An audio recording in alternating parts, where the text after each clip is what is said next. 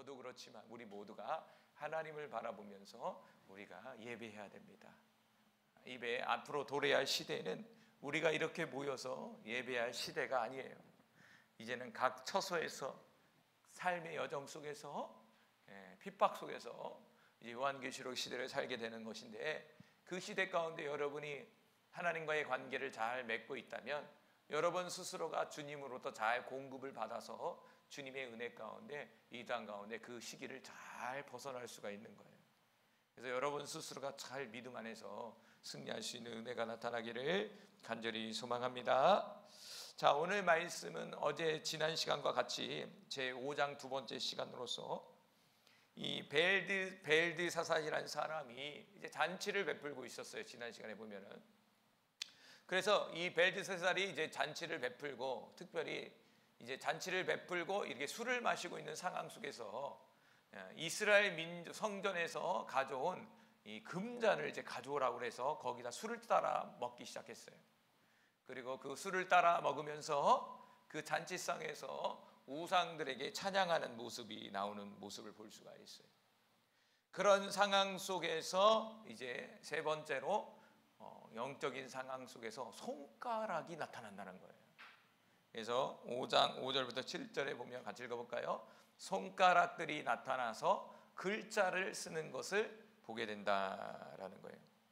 자, 5절 읽어볼까요? 시작. 그때에 사람의 손가락들이 나타나서 왕궁 촛대 맞은편 석회벽에 글자를 쓰는데 왕이 그 글자를 쓰는 손가락을 본지라. 참 신비한 일이 벌어져요.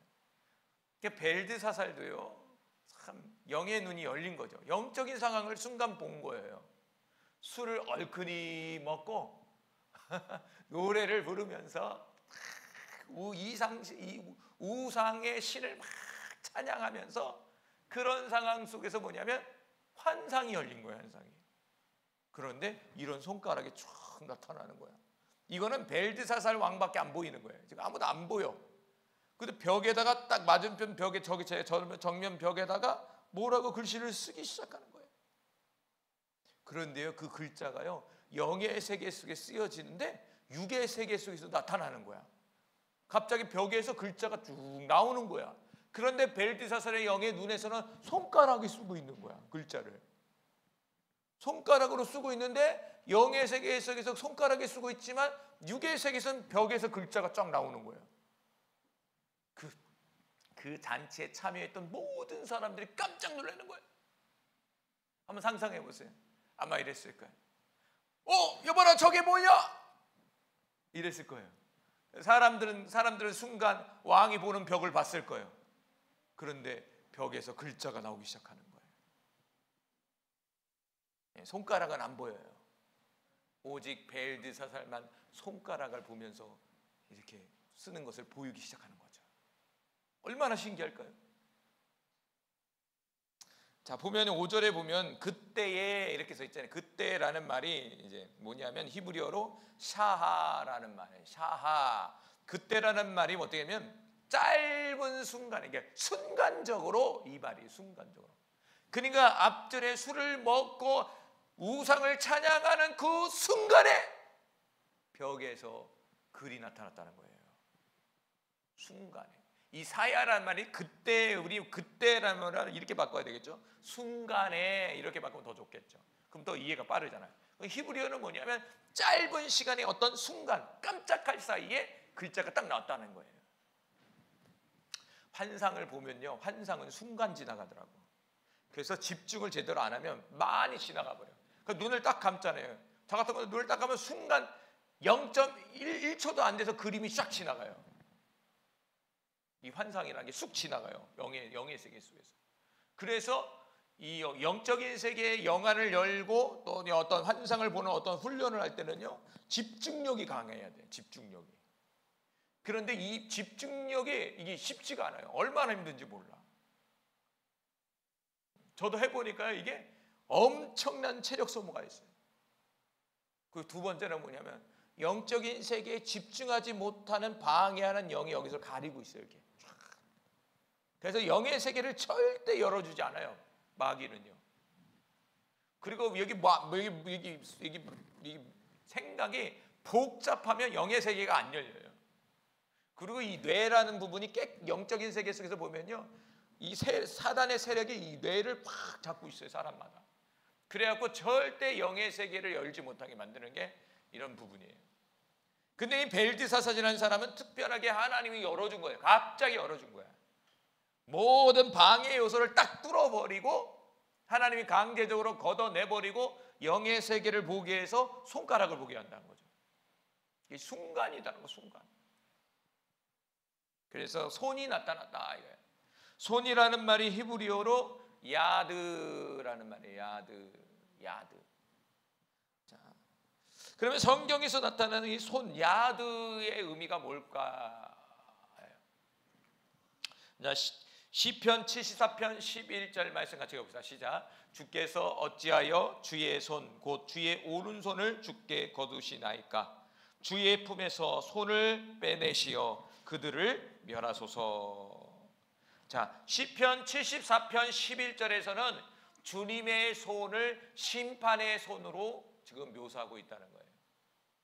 우리가 잘 알고 있는 내용이지만 지금 벨드사살에게 나타난 이 주님의 손은 주님의 보호의 손이 아니라 주님의 심판의 손이에요, 사실은.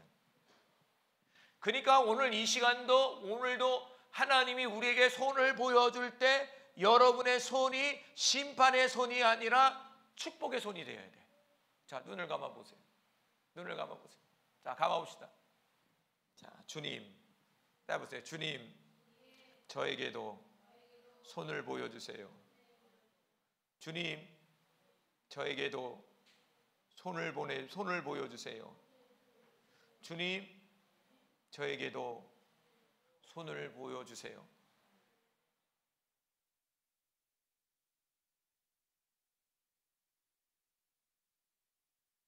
눈 뜨세요. 봤어요? 여러분 지금 본 것이 저를 이렇게 손이 주님의 손이 이렇게 있었어요. 자, 여러분 그 손이 축복의 손입니까? 심판의 손입니까? 그러게 되길 바래요. 승진아 봤어? 안 봤어? 기분이 상해서 그렇지. 승현아 봤어?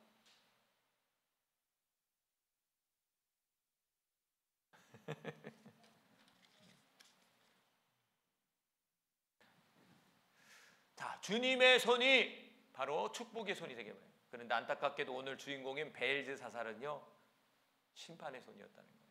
심판의 손. 자, 전도서 9장 1절 말씀 같이 읽어봅시다. 시작. 모든 것을 내가 마음에 두고 이 모든 것을 살펴본즉 의인이나 지혜자들이나 그들의 행위나 모두 다 하나님의 손안에 있으니 사랑을 받을는지 미움을 받을든지 사람이 알지 못하는 것은 모두 그들의 미래의 일들임이니라. 전도서 9장 1절에 의인들이나 지혜자들이나 그들의 행위나 모두 다 하나님 손 안에 있다 이렇게 써 있어요. 그러니까 손은 심판의 의미도 있지만 주권이 있는 거예요. 오늘 벨드사살에게 나타난 이 손은요 주님의 주권을 지금 상징적으로 보여주고 있는 거예요. 우리 느부갓네살 왕에게 하나님이 나타나서 무엇을 가르쳐줬죠? 계속해서 이 세상 나라는 느부갓네살 왕 네가 통치하는 것이 아니라 이 세상을 창조하신 하나님이 통치하시고 다스리는 것이야. 그것을 가르쳐주기 위해서 신상의 꿈도 보여주고 7년 동안 짐승같이 산 거예요. 그리고 회개해서 축복해 줬잖아요. 오늘 벨드사살 왕도 사실적으로는 아버지처럼 자신이 이 나라를 통치하는 통치자가 아니라 바로 하나님께서 이 나라와 온 우주를 통치하는 자라는 사실을 믿어야 되고 깨달아야 되고 또 겸손히 주님을 섬겨야 될 그런 왕이었다는 거예요. 그런데도 안타깝게도 이 벨드사살 왕은 이미 오늘 5장의 내용처럼 하나님의 성전에서 가져온 그 금잔을 가지고 술을 먹었다는 그 자체는 결국에는 하나님을 무시하는 행위예요. 바로 자신이 우주의 중심이다라는 것을 선언해주고 있는 행동이라는 거예요. 그래서 지난 시간에 그 행동이 뭐라고 그랬죠? 하나님 앞에 망령되이 행하는 행동이었다라고 얘기해 주고 있다는 거죠. 바로 오늘 지금 5절에 나온 이 손은 바로 주님의 주권을 말씀해 주고 있는 거예요. 그러면 이 손이 주님의 주권이라는 것은 지금 벽에다 글씨를 썼다는 것은 그 글씨대로 할 것이다 라는 것을 주님이 지금 선포하고 있는 거예요. 과연 그 글씨가 어떤 글자일까? 그런 상황 속에서 네 번째로 이 벨사살 왕은 두려워하고 번민했다는 거예요. 5장 6절부터 8절 읽어봅시다. 시작. 이에 왕의 즐기던 얼굴빛이 변하고 그 생각이 번민하여 넓적다리마다 녹는 듯하고 그의 무릎이 서로 부딪힌지라.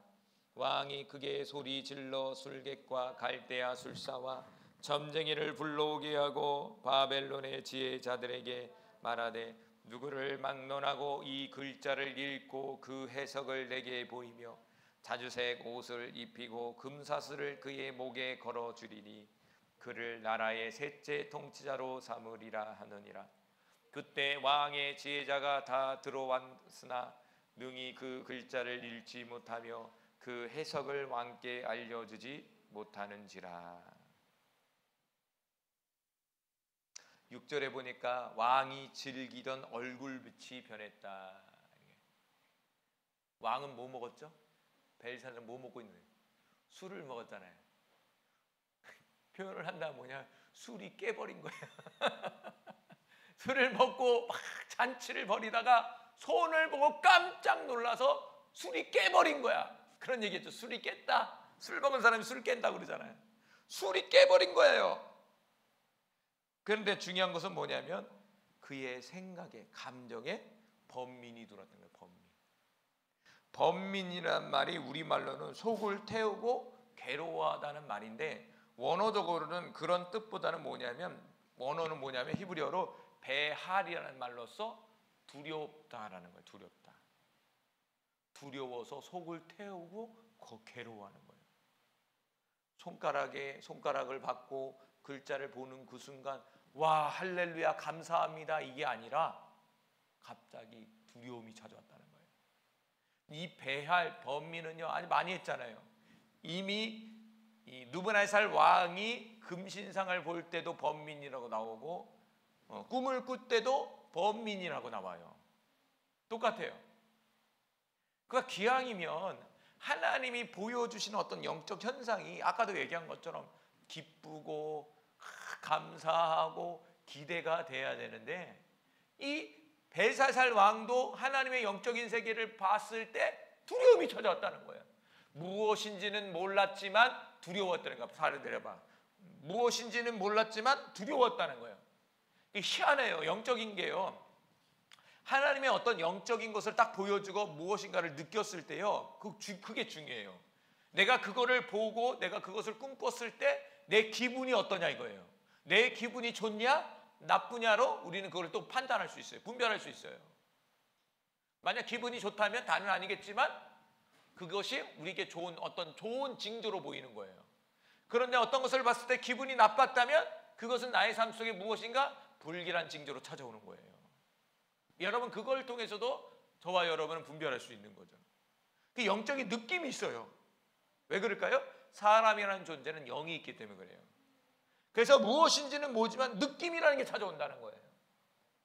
오늘 벨사살 왕도 손가락에 글자를 쓰는데 그것이 무슨 뜻인지는 몰랐지만 느낌이 뭐냐면 두려웠다는 거예요. 두려웠다는 거예요. 지금 이 시간 여러분 감정 속에 두려움이 찾아옵니까? 기쁨이 찾아옵니까?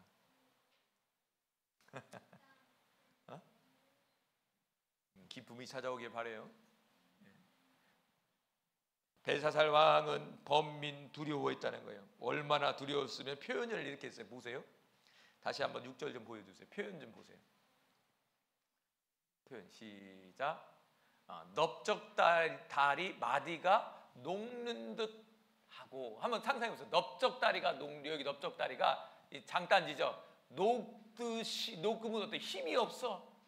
상상해요. 그리고 무릎이 부딪힌다는 거예요. 녹고 막 흔들리면서 무릎이 부딪히는 거예요. 현대인의 성경을 잘 표현했어요. 현대인의 성경이 이렇게 써 있어요. 현대인의 성경 안 썼나요? 자, 주보에 보면 현대의 성경이 이렇게 써서 6절을 너무 무서워 얼굴이 창백해지고 다리가 후덜덜 후들후들 떨기 시작했다 이렇게 써 있어. 그러니까 넓적다리의 마디가 높고 무릎 사이가 부딪힌 건 너무 두려우니까 다리가 덜덜덜덜덜덜 떨렸다는 얘기예요. 상상이 가세요? 사람이요 너무 두려우면 이런 현상이 일어나요. 다리가 떨리기 시작해요. 다리가 떨리면요 이 다리가 안 떨어져요. 그리고 정말 무서우면 못 산다고 그래요. 진짜 오줌 싸요. 오줌이 나요. 오줌이. 정말 두려우면 오줌이 나오더라고요. 극치에 가려면 오줌이 나오는 거예요. 실수한다고 그러잖아요. 그러니까 지금 이건 범민이라고 이렇게 표현했지만 그 단어적 의미 이 배알이라는 것은 6절에 잘 표현해주고 있는 거예요. 지금 후덜덜덜 떨고 있는 거예요. 얼이 나가서 상상해보고 그 얼굴 한번 그려보세요. 얼마나 무서웠으면 이게 지금 막 다리를 떨고 있는 거예요. 자, 다니엘서 4장 5절에도 이렇게 나와요. 이 벨사살 왕의 모친이죠. 자, 읽어봅시다. 4장 5절 시작. 한 꿈을 꾸고 그로 말미암아 두려워하였으니 곧 내 침상에서 생각하는 것과 머릿속으로 받은 환상으로 말미암아 번민하였느니라. 이 느부갓네살 왕도요 꿈을 꾸고 환상을 볼 때 번민했다. 여기도 배알이에요. 여기도 배알. 이 번민은 뭐냐면 두려워했다라는 거예요. 자, 창세기 41장 7절과 8절에도요 이 애굽 왕인 바로도요 꿈을 꿀 때 번민을 했다고 나와요. 읽어봅시다. 시작. 그가 가는 7 이삭이 무성하고 중실한 7 이삭을 삼킨지라 바로가 깬즉 꿈이라. 아침에 그 마음이 번민하여 사람을 보내어 애굽의 점술가와 현인들을 모두 불러 그들에게 그 꿈을 말하였으나 그것을 바로에게 해석하는 자가 없었더라. 바로도요 7년 풍년 7년 기근에 관한 꿈을 꿨는데 그 꿈을 꾸고 나서 아침에 일어나는데 그 마음속에 뭐 했다고요? 번민했다는 거예요. 다시 말하면 두려웠다는 거예요. 가끔씩 꿈을 꿀 때 깨고 나면 두려운 게 있어요. 그런 꿈 꿔봤죠? 두려운 꿈이 있어요. 그게 번민이에요. 배알이라는 말이에요. 그럼 두려운 꿈 꾸면 뭐 해야 될까요? 기도해야 되겠죠.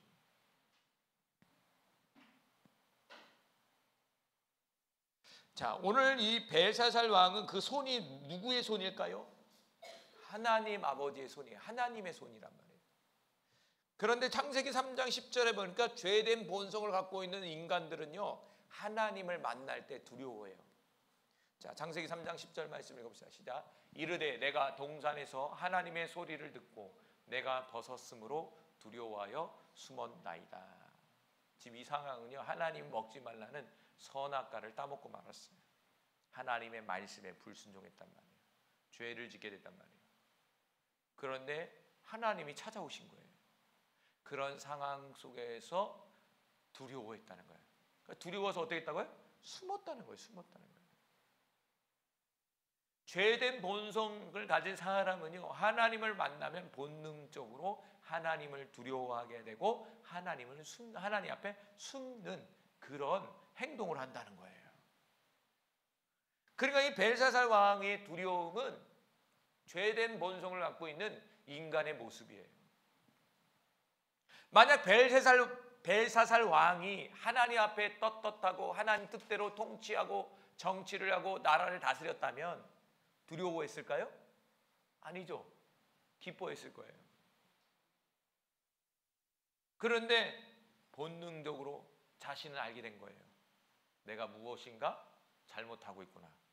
그렇기 때문에 하나님이 나타나는 그 순간 두려운 거예요. 똑같잖아요. 우리 아이들 뭔가 잘했으면 엄마 아빠한테 칭찬받으려고 아빠 엄마 나 이거 이렇게 했어. 그런데 잘못해봐요. 그건 숨습니다. 말 안 합니다. 잘못하면. 추궁해야 그때서야 얘기합니다. 했어 안 했어? 그러면 그랬어. 이렇게 그때 얘기해. 똑같아. 하나님도 우리가 하나님 앞에 무엇인가 내가 헌신하고 내가 떳떳하면 하나님을 만나고 싶고 하나님의 음성을 듣고 싶어요. 그런 내가 하나님 앞에 떳떳하지 못하면 하나님 만나고 싶지 않아요. 예배 드리기 싫어요. 기도하기 싫어요. 희한하죠. 그게 죄된 본성을 가진 인간의 습성이다 이거예요. 이 벨사살 왕은 손가락을 봤을 때 두려움이 찾아왔다는 건 죄된 본성의 습성을 그대로 보여주고 있는 거예요.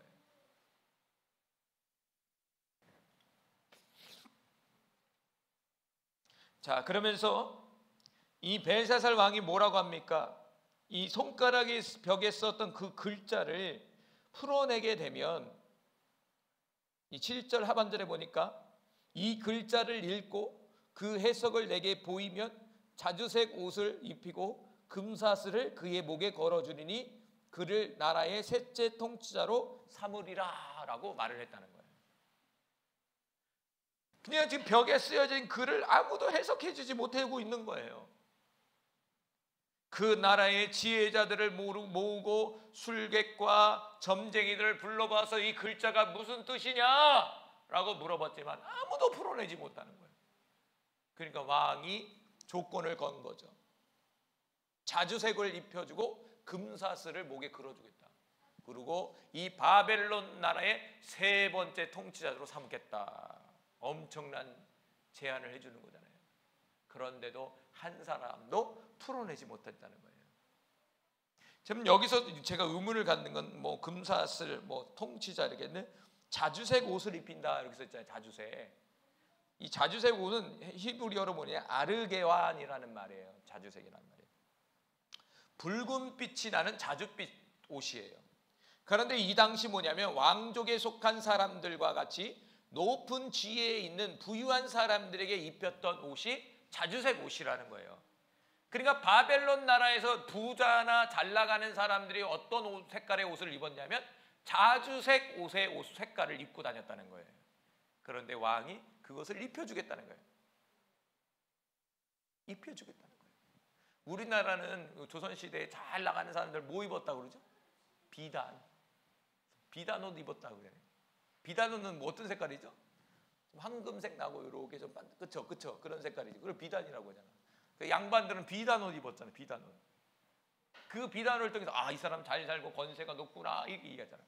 바벨론 나라도 자주색 옷을 입으면요 이 사람은 아주 높은 지위에 있고 아주 상당한 부자구나라고 인식했다는 거예요. 찾아보니까 그러더라고. 여기서는 자주색 옷을 입혔다. 그런데 이 애굽에서는요 창세기에 나오는 이 꿈은요 창세기에서 보면요 거기서는요 세마포 옷이에요. 바벨론 나라에서는 이 부와 이 권력의 상징은 자주색 옷이었는데 이 창세기 나오는 애굽에서는요 부와 이 어떤 높은 권력을 상징하는 게 세마포 옷이더라고. 거기는 또 흰색 옷. 자, 그러면서 다섯 번째로 5장 9절과 12절에 다니엘을 추천하는 벨사살의 어머니가 나와요. 여기서는 왕비로 나오는데 벨사살의 어머니입니다. 자, 같이 읽어봅시다. 우리 아이들도 같이 읽어봐요. 시작. 그러므로 벨사살 왕이 크게 번민하여 그의 얼굴빛이 변하였고 귀족들도 다 놀라니라. 왕비가 왕과 그 가족 귀족들을 말로 말미암아 잔치하는 궁에 들어왔더니 이에 말하여 이르되 왕이여 만수무강하옵소서. 왕의 생각을 번민하게 하지 말며 얼굴빛을 변할 것도 아니니이다. 왕의 나라에 거룩한 신들의 영이 있는 사람이 있으니 곧 왕의 부친 때에 있던 자로서 명철과 총명과 지혜가 신들의 지혜와 같은 자니이다. 왕의 부친 느부갓네살 왕이 그를 세워 박수와 술객과 갈대와 술사와 점쟁이의 어른으로 삼으셨으니 왕이 벨드사살이라 이름하는 이 다니엘은 마음이 민첩하고 지식과 총명이 있어 능히 꿈을 해석하며 은밀한 말을 밝히며 우문을 볼 수 있었나이다. 이제 다니엘을 부르소서. 그리하시면 그가 그 해석을 알려드리이다 하니라. 여러분 지금 이 5장 9절에서 12절까지의 내용을 보면 이때야 다니엘을 불렀단 말이에요. 안타깝죠? 좀 벨드사살이 좀 더 일찍 다니엘을 옆에 두고 조언을 얻고 같이 정치를 하고 이 통치했다면 아마 멸망은 하지 않았을 거예요. 그런데 이때서야 벨드사살이라 이름 부르는 다니엘을 부른다는 것은 그동안에 이 다니엘과 벨드사살이 어떤 관계를 갖지 않았어요. 멀리 있는 어떤 전쟁이 거룩한 신들이 있는 훌륭한 그렇게 이렇게 많이 왕궁에 부르지는 않았던 상황 같아요. 둘러보니까 그때서야 다니엘을 알게 된 거잖아요. 여러분 왕이라는 존재는 전에도 얘기한 것처럼 아주 중요해요. 한 나라의 잘됨, 망함으로 갈 수 있는 그런 역할을 하는 게 아주 중요한 역할. 그게 왕이에요. 그래서 왕 옆에는요 아주 좋은 사람들이 많아야 돼. 그런데 한 나라가 망하는 데 있어서 왕 옆에는 누가 있냐면 우리가 잘 알고 있는 승희야 간신배들이 많아. 보통 보면은 자기 유익과 이익을 위해서 왕에게 살살하면서 뒤에서는 다 챙겨가는 거야. 뇌물 받아 챙겨가는 거야. 왕에게 바른 말 하지 않는 거야. 왜? 바른 말 하면 자에게 불이익이 올까 봐. 그냥 좋은 말만 기분 맞춰 사는 거야. 안타깝게도 벨드사살의 이름이란 다니엘을 이 벨사살 왕이 옆에 잘 뒀다면 아마 이런 결과는 있지 않을 것이다. 왕뿐만 아니라 저와 여러분의 삶 속에서도 좋은 만남이 이루어져야 돼요. 좋은 사람 만나야 돼요. 우리 아이들도 좋은 선생님 만나야 되고 좋은 친구 만나야 돼요. 우리 인생을 살아보니까 옆 사람 중요하죠. 그렇죠? 누구를 만나느냐, 자신의 인생 속에서 축복된 사람을 만나느냐, 자신의 인생 속에서 나를 힘들게 하고 나를 망하게 하는 사람을 만나느냐, 이게 인생이 확 달라져요. 특별히 배우자 잘 만나야 돼. 잘 만나야 돼. 자, 여기서 보니까 벨사살 왕이 9절에 보니까 이제 번민하고 두려움에 떨고 있었어요. 그 모습을 누가 봤냐면 10절에 왕비가 봤다. 왕비. 여기서 왕비는 벨사살 왕의 처가 아니라 역사학자들이 얘기하기를 뭐냐면 느부갓네살 왕의 부인인 벨사살의 어머니라고 얘기하고 있어요. 그래서 이름이 뭐냐면 이 역사학자의 이름을 보면은 누구냐면 니토크리스라는 여왕이에요. 니토크리스라는 이름을 갖고 있는 여왕이었다는 거예요. 저도 이거 봤을 때 왕비라는 게 말라크라는 말인데 난 부인인 줄 알았더니 찾아봤더니 뭐냐면 부인이 아니라 바로 벨사살의 어머니 조모였다라고 말해주고 있어요. 학자들이. 어떻게 보면 이 벨사살 왕의 부인이었다라는 이 말을 통해서 저는 뭘 깨달을 수 있냐면, 왜냐하면 느부갓네살 왕의 부인이었잖아요. 느부갓네살 왕의 부인이었잖아요. 그러면 느부갓네살 왕이 여태 그 통치하는 기간 속에서 간접적으로 그 모든 것을 봤잖아요. 그리고 느부갓네살 왕은 말년에 하나님을 잘 섬기고 하나님께 영광 돌리는 사람이었잖아요. 그리고 하나님의 교만에서 7년 동안 짐승으로 살았던 걸 다 들었잖아요. 그리고 옆에서 다 봤잖아요. 그렇죠? 다 본 사람이에요. 그러니까 다니엘이라는 사람을 소환한 거예요. 왜? 자신의 남편이었던 느부갓네살 왕이 다니엘을 통해서 꿈과 환상을 해석해주는 그런 모든 모습들을 보고 옆에서 충실하게 느부갓네살을 도왔던 모습을 본 사람이에요. 좀 기왕이면 더 빨리 좀 나타나서 다니엘을 좀 추천을 해서 그 옆에 됐으면 얼마나 좋았어요. 하나님의 섭리가 있었겠지만, 네, 죽을 하루 전날에 이 다니엘을 만난 거예요. 우리 뒤에 부분 나오지만은 벨사살 왕은 이후로 그날 저녁에 죽어요. 그날 저녁에 죽어요. 바로 죽어요. 안타깝죠. 자, 이 왕비가요, 뭐라고 이야기하냐면 11절에 보면은 왕의 나라에 거룩한 신들의 영이 있는 사람이 있습니다 라고 얘기를 하는 거예요. 뭐라고요? 거룩한 신들이 있는 사람. 참 이름이 멋있어요. 거룩한 신들의 영. 자, 거룩하다는 말이 히브리로 카다시라는 말이에요. 신성하다라는 말이에요. 이 카다시라는 말은 하나님께 써요. 성경에 보면 하나님을 하나님께만 써요. 카다시라는 말이. 그리고 신들이라는 말이 엘라흐라는 말이에요. 엘로힘 들어보셨죠? 뭐냐면 엘라흐라는 말은 뭐냐면 하나님이라는 뜻이에요. 창조주라는 뜻이에요. 그리고 영이라는 말은 르아흐라는 말로 우리가 말하는 바람, 영을 말해주고 있어요. 우리는 거룩한 신들의 영은 우리 신앙인 측면에서 본다면, 이방인 측면에서 본다면 예수 믿지 않는 사람들에게는 거룩한 신들의 영이라고 말하는 거예요. 그러나 믿는 사람들에게 이걸 뭐라고 하죠? 거룩한 영이 되시는 성령님을 말씀해 주고 있는 거죠. 그러니까 다니엘이라는 사람은 예수 믿지 않고 하나님 믿지 않는 사람들이 보기에도 저 사람 안에는 거룩한 신들의 영으로 충만한 사람이라고 느껴지고 있었다는 거예요. 여러분, 그런 사람이 되길 바랍니다. 저와 여러분이 세상 사람들이 바라보기에 저 사람은 하나님의 사람이야, 저 사람 안에는 하나님이 함께 하셔 라는 고백이 나오기를 바랍니다. 이사야서 11장 2절에는요 이 거룩한 신들, 이 성령에 대해서 이렇게 얘기해 주고 있습니다. 자, 읽어봅시다. 이사야서 11장 2절 시작. 그의 위에 여호와의 영 곧 지혜와 총명의 영이요 모략과 재능의 영이요 지식과 여호와를 경외하는 영이 강림하시리니, 이렇게 써 있어요. 자, 다니엘 안에는 거룩한 신들의 영이 있어요. 그런데 이 거룩한 신들은 성령이잖아요. 성령은 성령을 7영이라고 얘기해요. 첫 번째로 성령님은 여호와의 영이에요. 하나님의 영이에요.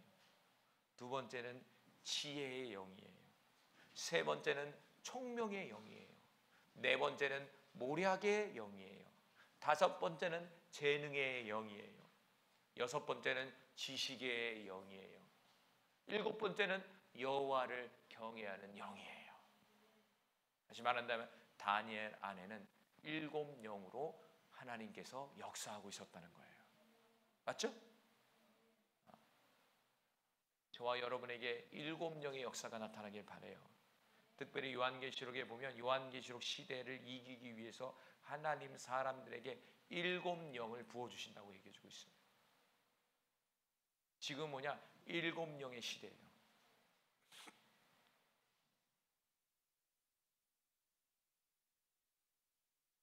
그래서 오늘 본문으로 다시 한번 12절에 보니까 이 다니엘을 이 왕비가 소개하기를 뭐냐면 12장 하반절에 보니까 이 다니엘은 마음이 민첩하고 지식과 총명이 있어 능히 꿈을 해석하며 은밀한 말을 밝히며 의문을 풀 수 있나이다, 이렇게 써 있어요.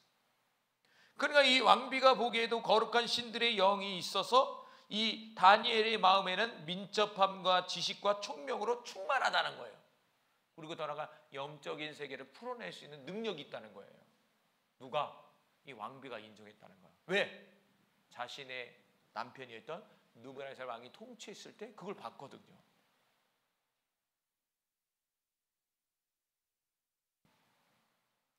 바로 다니엘 안에는 아까도 말한 것처럼 하나님의 7영이 역사하고 있었다는 거예요. 하나님의 영 7영이 저와 여러분에게 역사하면 세상도 감당하지 못하는 사람이 되는 거예요. 세상 사람도 저와 여러분에게 찾아와서 물어보는 사람이 되는 거예요. 그런 사람이 우리 아이들이 되기를 간절히 소망해요. 세상 사람들이 물어볼 수 있는 사람이 돼요. 그러니까 다니엘은 믿지 않는 사람들에게도 영향력을 끼치고 있는, 영적인 영향력을 끼치고 있는 사람이었다는 거예요. 믿음의 사람들에게도 영향력을 끼치지만 믿지 않는 사람들에게도 영향력을 끼치고 있다는 것은 대단한 영권을 갖고 있고 대단한 하나님의 역사 속에서 있는 거예요. 그게 뭐냐면 7영의 역사라는 거예요. 앞으로 우리에게 주어질 이 7영의 역사가 이런 역사라는 거예요. 할렐루야. 성경에 보니까 출애굽기 31장 2절과 6절에 그러니까 부살레와 오홀리압이라는 사람이 나와요. 자, 읽어봅시다. 시작. 내가 유다 지파 홀의 손자요 우리의 아들인 부살레를 지명하여 부르고 하나님의 영을 그에게 충만하게 하여 지혜와 총명과 지식과 여러 가지 재주로 정교한 일을 연구하여 금과 은과 노출을 만들게 하며 보석을 깔아 물리며 여러 가지 기술로 나무를 새겨 만들게 하리라. 내가 또 단 지파 아이 사막의 아들 오홀리압을 세워 그와 함께 하게 하며 지혜로운 마음이 있는 모든 자에게 내가 지혜를 주어 그들이 내가 내게 명령한 것을 다 만들게 할지니. 이거 뭐냐면 이제 성막을 만드는 거예요. 성막을 만드는 데 있어서 여러분 성경이 뭐 몇 규빗 나 저도 헷갈려. 이걸 어떻게 만들지? 그런데 하나님께서 만들 수 있는 사람들을 지명했다는 거예요. 그 사람이 누구냐면 바로 부살레라는 사람과 오홀리압이라는 사람이었다는 거예요. 그런데 성경에 보니까 부살레와 오홀리압에게 무엇을 부어줬냐면 3절에 보니까 하나님의 영으로 충만케 했다는 거예요. 다시 말한다면 이사야서 11장 2절에 말한 것처럼 7영으로 충만케 만들어줬다는 거예요. 부어줬다는 거예요. 무엇을 하라고? 하나님의 일을 하라고. 여러분, 우리에게 하나님의 7영을 부어줄 때는 내일 하라고 하는 게 아니에요. 하나님의 일을 하라고 부어주는 거예요. 여러분이 하나님의 일을 하기 위해서 하나님의 7영을 구한다면 하나님은 주실 거예요. 그런데 하나님이 아니라 내 일을 하기 위해서, 세상 일을 하기 위해서 부어달라고 그런다면 하나님은 부어주지 않아요. 목적이 하나님이 되어야 돼요. 그러니까 다니엘은 사람에게 7영을 부어줬다는 것은 다니엘을 통하여 하나님의 역사와 하나님의 일을 하고자 하는 하나님의 뜻이 숨겨져 있는 거예요. 그리고 다니엘이라는 사람은 그것을 깨달았다는 거예요. 상황 속에서 하나님의 뜻을 지금 드러내고 있잖아요. 오늘 이 시간 우리에게도 하나님의 영이 충만하게 부어지기를 간절히 소망합니다. 우리 아이들에게 충만하게 부어지기를 간절히 소망합니다. 다니엘서 1장 17절에 보니까 다니엘이라는 사람의 특징을 좀 마지막으로 이렇게 봤으면 좋겠어요. 같이 읽어봅시다. 우리 아이들과 함께 같이 읽어봅시다. 시작. 하나님이 이 내 소년들에게 학문을 주시고 모든 서적을 깨닫게 하시고 지혜를 주셨으니 다니엘은 또 모든 환상과 꿈을 깨달아 알더라. 하나님은 다니엘에게 뭘 줬다고요? 학문을 주셨어요. 또 뭐 줬습니까? 서적을 주셨어요. 서적을 책을 주셨어요. 그리고 세 번째는 지혜를 주셨어요. 그리고 네 번째는 환상을 보게 하셨어요. 그리고 다섯 번째는 꿈을 깨달을 수 있는 은혜를 주셨어요. 좀 이걸로 이렇게 나눠볼게요. 은사적으로 본다면 앞에 나오는 학문, 서적, 지혜는 일반적 은사예요. 그러나 환상과 꿈은 특별 은사, 영적 은사예요. 그러니까 다니엘에게는 일반 은사들 줄 뿐만 아니라 특별 은사인 환상과 꿈을 깨달을 수 있는 은혜를 준 거예요. 이 모두 다 뭐냐면 7영의 역사였다는 거예요. 우리 아이들에게도 공부만 잘하면 다니엘같이 되라 이렇게 하면 안 돼요. 성경에 나오는 다니엘은 뭐냐면 일반 은사도 충만하지만 영적인 은사도 강했던 사람이 바로 다니엘이라는 거예요. 할렐루야. 그 우리 잘못 생각하고 있잖아요. 통일하 보면 다니엘과 같이 막 세상적인 공부가 막 잘하고 서울대에 가고 막 좋은 직장 가지고 이걸 다니엘로 생각하는 거야. 그건 50%야. 모두 있어야 됩니까? 영적인 은사도 하나님을 믿는 믿음도 강해야 된다는 거예요. 그래야 오늘날에 다니엘과 같이 사는 사람이 쓸 수가 있는 거예요. 세상 사람도 와서 물어봐야 되잖아요. 세상 사람도 여러분에게 와서 물어보기 위해서는 여러분 일반 은사보다는 사실적으로 뭐냐면 환상과 꿈, 다시 말해 영적인 은사가 강해야 돼. 영적 은사가 강해야 된다고. 영의 세계를 환하게 보고 있어야 돼요. 영의 세계를 환하게 보고 있으면 결국에 영의 세계는 육의 세계의 움직임이, 육의 세계의 사건이니까. 영의 세계가 어떻게 움직이면 육의 세계가 움직여요. 오늘 미 벨사살의 이 손의 사건은 결국에는 뭐냐? 바벨론 나라의 멸망을 선포해 주고 있는 거예요. 바로 그날 저녁에 멸망해요. 영의 세계가 힘이라고, 힘. 그 문제는 뭐냐면 영의 세계를 못 보니까 문제야 이게. 그러니까 예수 믿는 사람들은 영적인 전문가가 되어야 됩니다. 영의 세계의 전문가가 되어야 돼요. 그런데 영의 세계의 전문가가 없어. 영이 다 흐리멍텅이 된 거예요. 영적인 눈이 다 감겨 있어요. 영적인 감각을 다 상실해 버렸어. 오늘날의 그리스도인들은 영적인 그리스도인들이 아니에요. 육적인 그리스도인들이지. 육적으로 다 믿음 생활하고 있는 거예요. 그래서 요즘에 인기 있는 교회가 뭔지 아십니까? 영적인 것보다 육적인 것을 잘하는 교회가 인기 있는 거예요. 성공과 부와, 어떻게 하면 내 자녀를 잘 키울 거야, 이런 것들을 얘기하고 그런 것들을 프로그램에서 그런 것을 잘 이끌어가는 교회가 인기가 있는 거예요. 그런데 영적인 얘기하고 하나님 영적인 세계의 환상을 얘기하고 은사를 얘기하는 건 인기가 없는 거예요. 하나님은 어디 계실까요? 영의 세계에 관심 있는 사람들에게 있는 거예요. 영의 눈을 열어보면 옷이 더러워져 있어. 그런데 이상하게 영의 옷이 더러워진 사람들은 더러운 사람에 끌려가는 거야. 영의 옷이 깨끗한 사람들은 더러운 사람이 잘 안 와. 안 오려고 그래.